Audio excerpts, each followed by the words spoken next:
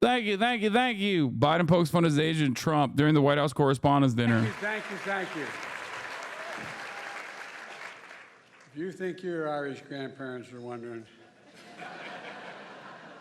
my great-great-grandparents who came here in 1846, and went, what in the hell's going on? I want to thank you for the warm welcome, but please, not so loud. Donald was listening. Oh, God. So lame. He said the Donald.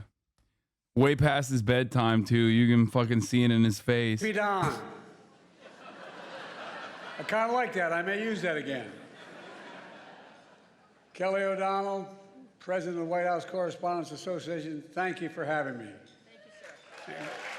But Kelly O, let's be honest. You're way too young to be president.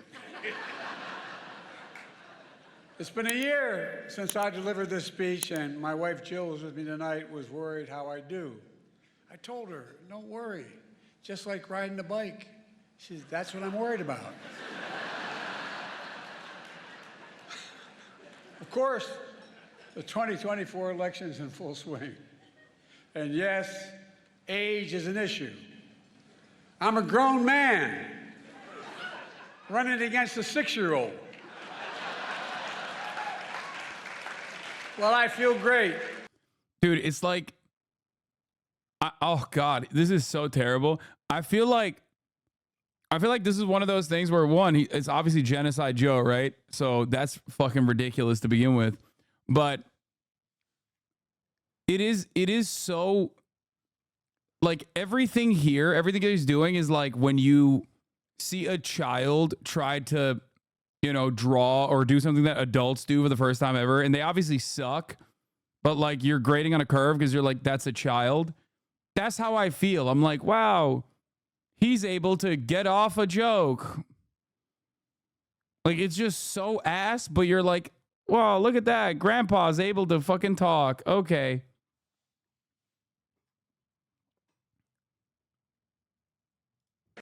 I really feel great. I'm campaigning all over the country.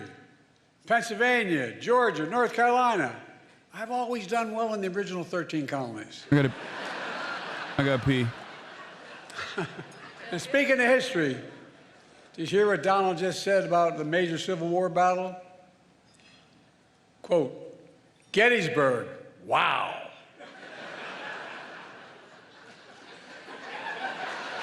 Trump's speech was so embarrassing, the statue of Robert E. Lee surrendered again. But look, age is the only thing we have in common. My vice president actually endorses me.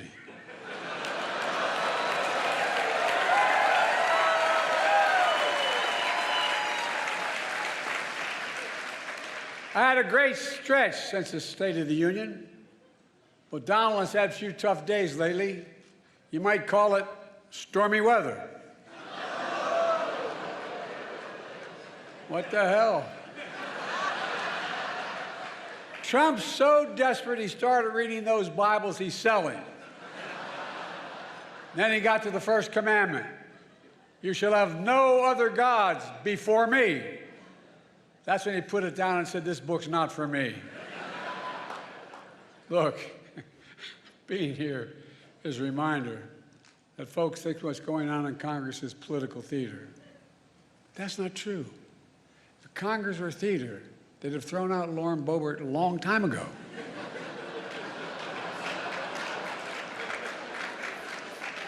Now, to all my friends in the press and Fox News, some of you complain that I don't take enough of your questions. No comment. Of course, the New York Times issued a statement blasting me for, quote, active and effectively avoiding independent journalists. Hey, if that's what it takes to get the New York Times to say I'm active and effective, I'm for it. It's okay.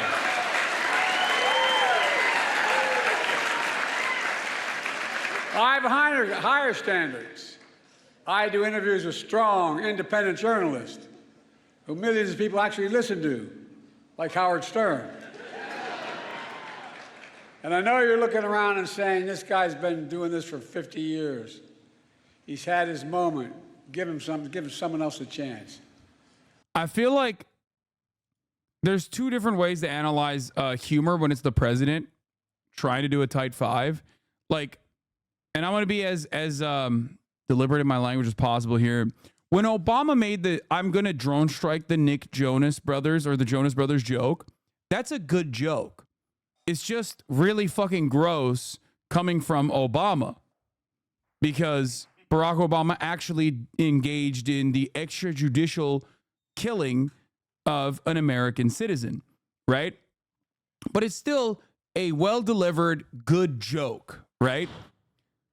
For Joe Biden, a lot of his jokes are not even good, not even well-delivered, and it's also obviously gross because it's coming from Joe Biden. Does that make sense? Do you understand what I mean?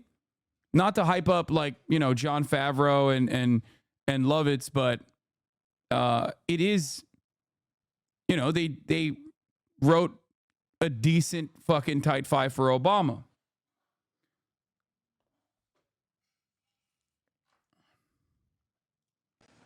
To say that, I say, Lauren, ignore the critics. Ignore the critics.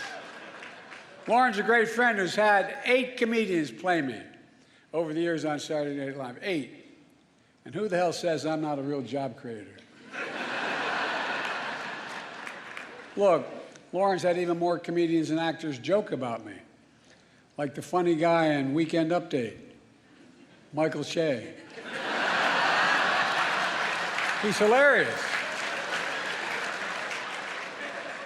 Scarlett Johansson, you did such an incredible job in your State of the Union rebuttal that you should be do Weekend Update. Clearly, you're the funny one in the family. Look, folks, on a serious note, in addition to marrying up, Colin and I have another thing in common. We both find strength in family. I got to spend some time with his family yesterday in the Oval Office.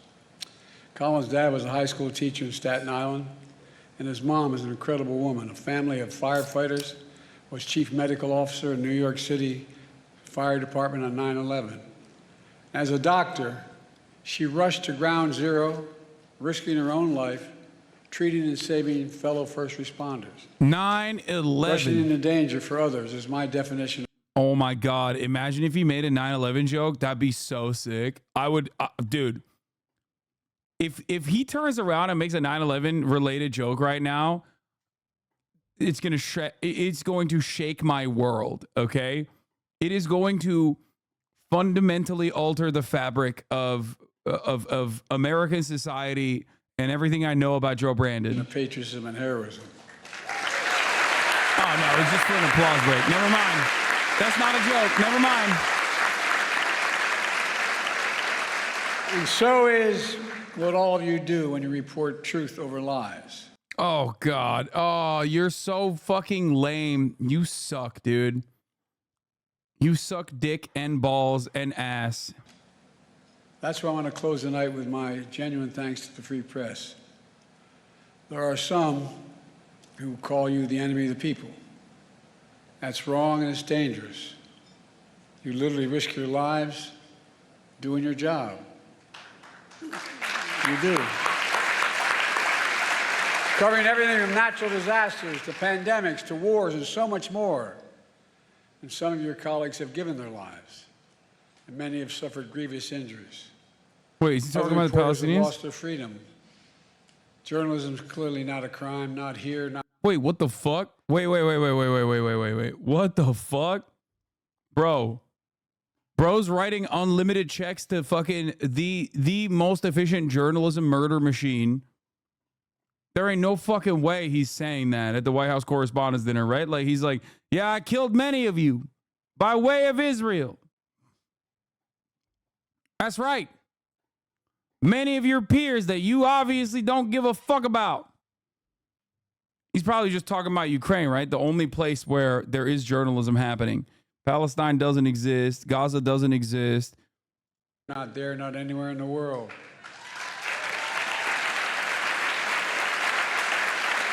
And Putin should release Evan and also immediately. Yeah, it was Russia. Okay, got it. Only Russia's doing crimes against journalism. Only Russia. Israel, on the other hand, loves journalism so much, they're giving him hugs. Hundreds of them, as a matter of fact. Okay. Hi. Hi, baby. Hi, baby. Just we're doing everything we can. We're doing everything we can to bring home journalists, fellow journalists, Austin, and all Americans like Paul Whelan, who wrongfully detained all around the world. And I give him orders to Biden. We're not going to give up until we get them home.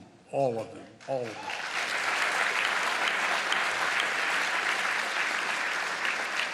Wait, what? On the third anniversary of January 6th, I went. Wait, Paul Whelan? Bro, Paul Whelan is not a journalist.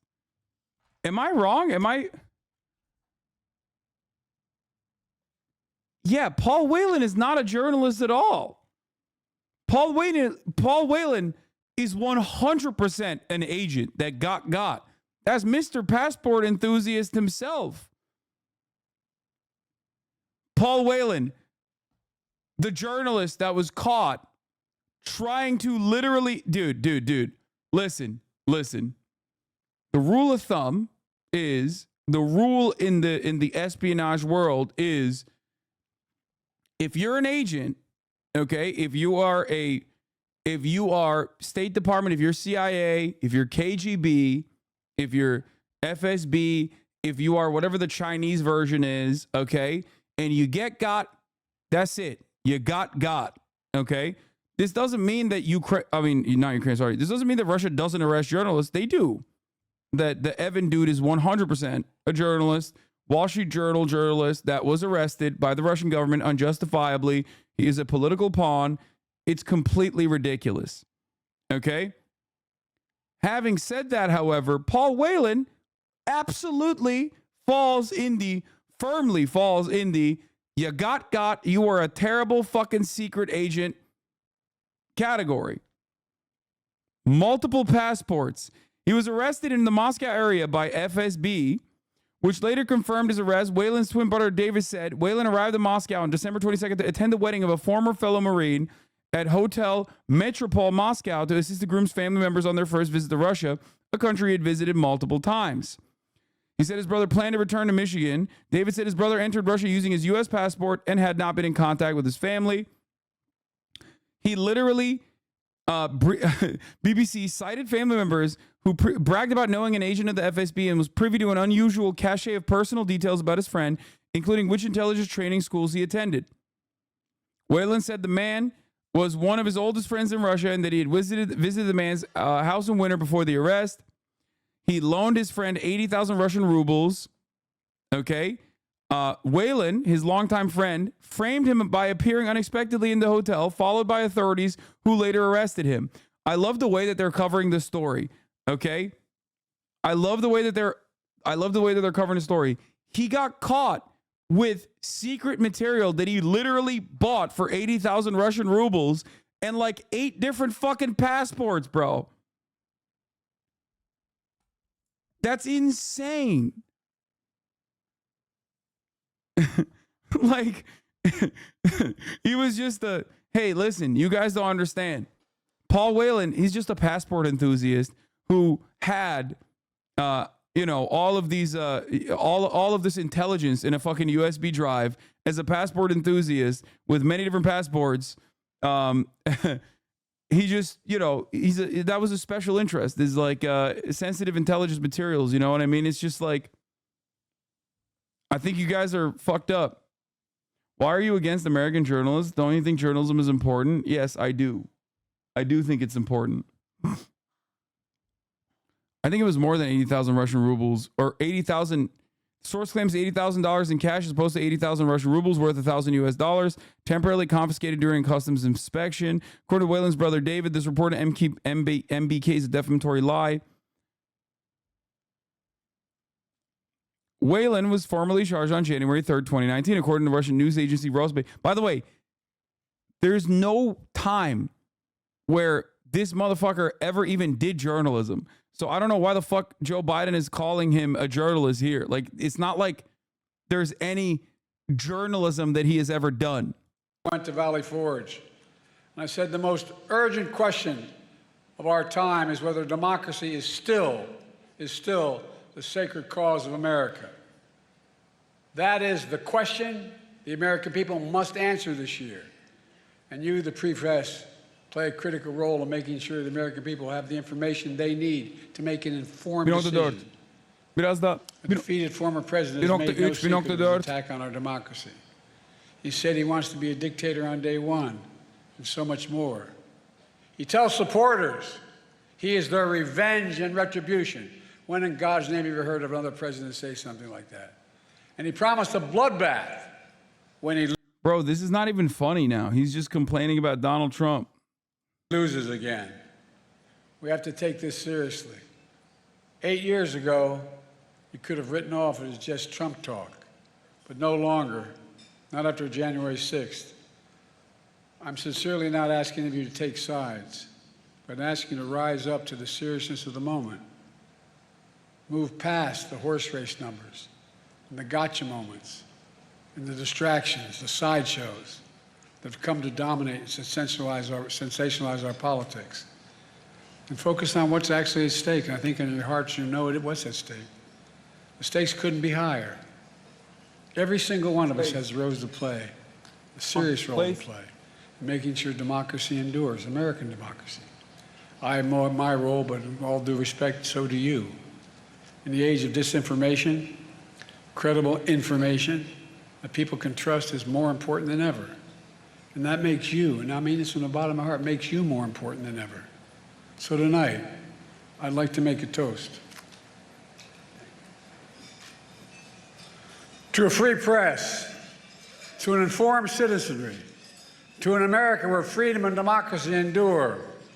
God bless America. Is it normal for the Correspondence Dinner in an election year to be so focused on the president's opponent? Yes. But I don't really care about the civility and the aesthetics of that front as much as I care about the fact that, you know, journalists have been ruthlessly slaughtered. Journalists have been ruthlessly fucking slaughtered with the weapons that we've sent over to Israel, and the press is completely suppressing the truth and has for a very long time until it became impossible to avoid, harder than the top of the hour, because you can avoid the top of the hour ad break. Obviously, it's 3 minutes long, but you can avoid it by subscribing for $5 or for free, but the media cannot avoid lying about what the fuck is going on in Gaza. Here's the 3-minute ad break button right now, by the way.